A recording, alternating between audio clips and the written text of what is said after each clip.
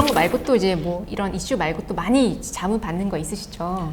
최근에는 좀 회사나 이제 사업장들이 어려우신 경우가 생각보다 많아서 경기가 안 좋다 보니 그런 경우는 이제 직원 어떻게 내보내냐, 맞아, 그거 많이 물어볼 것 같아요. 정리를 어떻게 하냐, 뭐 정리해고를 어떻게 하냐도 질문이 있고, 아니면 분쟁 날까봐 또. 아니면 그거랑 유사하게 이제 수습 기간 하고 있는데 끝나면 어떻게 바로 내보내도 문제 없죠? 이렇게 물어보시는 경우도 많고요. 직원 정리하는 게 궁금하네요. 뭐 사실상 해고라는 게 5인 이상 사업장은 제약이 있다 보니 쉽지는 않은 상황이고, 정규직으로 계약하셨는데 수습 기간을 두셨던 경우에는 수습기간 끝났을 때 조금 마음에 안 든다는 이유만으로 내보내시게 된다면 당연히 부당해고의 문제가 있을 수 있어서 수습기간 운영하시는 동안 실제로 수습평가하시고 사회통념상 두 분이서 이제 근로관계를 유지할 수 없을 정도로 뭔가 큰 사정이 있다, 뭐 횡령을 했다, 이 정도의 큰 사유가 아닌 이상 사실 상담을 받아보셔야 하는 상황이 많습니다. 왜냐하면 좀 우리랑 안 맞다 정도로 내보내시는 경우가 많아요. 근데 그 기준은 사실은 되게 다양한 거고, 수습 기간을 두는 이유도 사실은 일을 못하기 때문에 적응시키고 교육을 시키려고 있는 거라, 수습 기간에 단지 조금 일을 못한다고 해서 그 부분으로 판단해서 이제 내보내시는 경우는 거의 대부분 부당해고 구제 신청을 하는 경우가 많습니다. 요즘 또 직원분들이 다 잘 아시기 때문에 이 정도면 난 이기겠다 이러고 다 구제 신청을 많이 넣으시고. 대표님은 이렇게 전화가 보통 좋은 그런 내용보다는 자문기업이 전화 왔다 이러면 보통 문제 때문에 전화 주시는 거겠네요. 그래서 문제가 있어서 보통 전화를 주시다 보니까 전화를 받을 때마다 그러니까 떨리고 무슨 일이세요? 설마 또 무슨 일이 생겼나요? 이렇게 받는데 90%는 이제 우리 직원이 이렇게 하시거나 아니면은 내보낼 수 있냐, 혹은 아니면은 이런 기사를 봤는데 어떻게 하냐, 그러니까 이렇게 다 문제 해결을 원하시는 경우가 굉장히 많죠. 저는 대표님들께서 좀 궁금히 여기시는 거, 특히 노무 영역에서 좀 많이 물어보시는 게 있어가지고 몇 가지 저도 갖고 왔는데, 산재 처리 안 하고 공상 처리했다고 하시는 분들이 많아요. 근데 그게 합법적인 거예요? 사실상 그 사업주분들께서는 근로자분들 산재보험을 가입하게 하는 건 당연한 거다 보니까 그 이후에 근로자에게 이제 뭐 사고나 질병이 발생했을 경우에 산재 신청하는 거는 근로자분들이 자발적으로 본인이 신청을 하시게 되는 거여서 뭐 그 부분에 대해서 뭐 막거나 이제 공상 처리를 해야 한다, 너는 산재를 신청하지 마라 라고 이렇게 막는 것 자체가 사실은 위법 소지가 있기는 하거든요. 그래. 그 외에는 산재가 발생을 하면은 기본적으로 회사에서는 이 부분을 이제 한 달 내에 그 노동청에다가 산업재 조사표를 제출을 하셔야 돼서, 그걸 많이 제출 안 하시더라고요. 이게 과태료가 굉장히 그래요? 몇백이 나올 수 있는 부분이라 최대한 이 부분은 산재가 발생하는 경우는 잘 챙기실 필요가 있고, 특히 제조업이나 좀 저 예전에 많이 거. 여쭤봤었잖아요. 그 이후에도 몇 건 있었어요. 조사표 신고 안 했다 이런 거. 그게 굉장히 과태료가 작은 건이 아니다 보니까 최대한 조사표는 제출을 바로 하시라라고 얘기를 드리는데, 기본적으로 공상 처리하고 이 산재를 좀 처리를 안 하도록 알리고 싶어 하지 않는 곳에서는 조사표도 제출 안 하시는 경우도 있거든요. 그런데 사실 추후에 이제 발각이 되면 더 문제가 되는 부분이라서 산재 관련해서 사업주분들 연락이 오시면 기본적으로 조사표 먼저 제출을 하셔라. 만약에 이 부분을 그 근로자가 산재 발생했다는 거에서 늦게 인지를 하셨으면은 그 부분에 대해서 이제 노동청이 또 소명을 좀 하시고, 그 조사표는 좀 늦게라도 빨리 제출하시는 게 맞다라고 저희는 설명을 드리긴.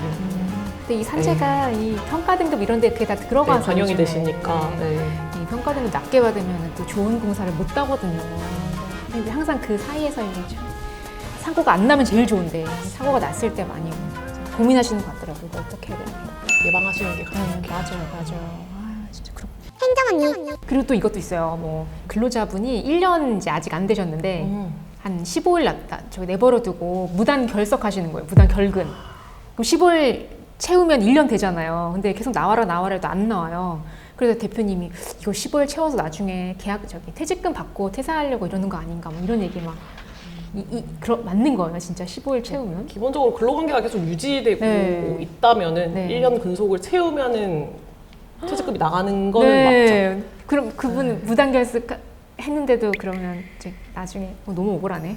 그래서 만약에 무단결근을 오래도록 지속하시는 분이 네. 생기시면은 네. 그때 이제 대응을 바로 네. 들어가셔야 돼서 그럼 어떻게 해야 돼요? 아까 얘기하셨던 그 네. 대표님께서 이제 출근을 하라고 네, 계속 맞아, 문자 계속 명령을 보내시네요. 하셨던 건 굉장히 잘 네. 진행을 하신 것 같고 매일매일 출근을 안 해도 우리 회사에서는 네. 이게 부당해고의 문제도 걸려있기 때문에 우리 회사에서는 널 해고하지 않았다라는 걸 증명하기 위해서도 그래서 매일매일 필요한 출근 매일이요? 독촉을 하시는 게 좋고 이걸 문자든 뭐 내용 증명이든 네. 계속 보내시는 게 나중에 분쟁을 없애실 수 있는 방법이고 사실 결근을 일주일 이상 하셨으면 어느 정도는 중징계 사유기는 해서 그럼 징계를 진행하셔라. 일주일은 조금 애매하지만 한 열흘 정도면은 이제 해고까지 고려하셔라. 열흘 부당결근인데 이 부분은 해고까지 가능할 것 같다. 라고 얘기 들으면 징계 절차를 거쳐서 해고를 하는 부분이 발생하시면은 근로관계가 중간 종료가 되실 수도 있는 부분이고 그게 아니라면 부당결근을 계속 하시는 거에 대해서 뭐 출근 명령을 하더라도 이제 계속 안 오고 맞아요. 답변이 없으면 내용 증명을 보내서 며칠까지 답이 없으면 자진 퇴사한다는 걸로 간주하겠다. 그래서 일주일 정도, 일주일 정도 너가 답이 없는데 이 부분에 대해서 출근도 안 하고 답도 없으면 우리는 그냥 이걸 자진 퇴사를 하고 싶은 마음이 있다는 걸로 그 의사로 우리는 간주하겠다라고 내용 증명을 보낸 다음에 그 다음에 처리를 하기는 하죠. 물론 이게 부당해고의 문제에서 그렇죠, 100% 맞아. 벗어나기는 맞아요. 힘들지만 이제 본인이 무단결근을 일주일 넘게 해놓고 네. 부당해고가 아니라고 주장을 하기는 쉽지는 않다 보니까 이런 두 가지 방법을 네. 이제 상황에 맞게 네. 제안을 드리고 있고 그렇게 많이 하고 계세요. 그 한 MG 이제 직원이 입사를 하셨는데 대표님한테 어느 날 와서 대표님 저는 점심을 안 먹겠습니다. 네 맘대로 해라. 대신 점심 안 먹고 일을 할 테니까 일찍 집에 보내주십시오. 이랬다는 거예요.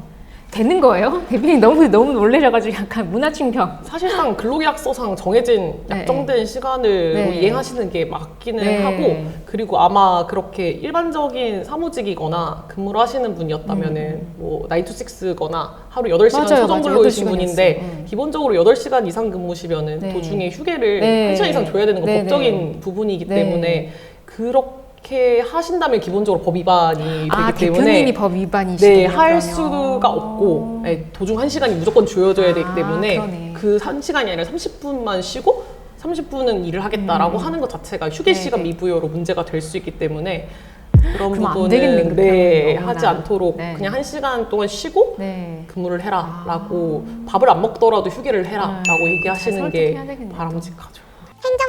자, 오늘 이제 우리가 되게 유익한 이야기를 많이 했는데 어떻게 저기 2회 출연 소감 한번 듣고 마무리할까요?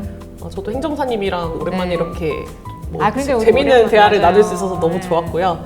네, 혼자가 되어서 시간도 많은데 이런 유익한 시간 보낼 수 있게 불러주셔서 너무 감사합니다. 다음에 언제 또 나오실 거예요? 결혼하기 전에 나오겠습니다. 네. 둘이 됐을 때 다시 한번 나오도록 하면 좋을 것 같네요. 네. 원하는 이상형을 좀 공개 구원이라도. 제가 많이 바라는 건 없고 네. 자기 일 열심히 하시는 분이라면 네. 전 언제든 거짓말하지 마세요. 오늘 저희 그 이야기로 많은 분들이 도움을 좀 얻으셨으면 좋겠고요. 또 보시다가 궁금하신 점 있으시면 언제든지 댓글로 남겨주세요. 댓글 남겨주시면 또 저희가 친절하게 또 이제 질문 답변해 드리도록 하겠습니다. 자, 그러면 오늘 영상이 좋으셨으면 구독, 좋아요, 알림 설정 부탁드립니다. 그럼 다음 영상 때 또 뵙겠습니다.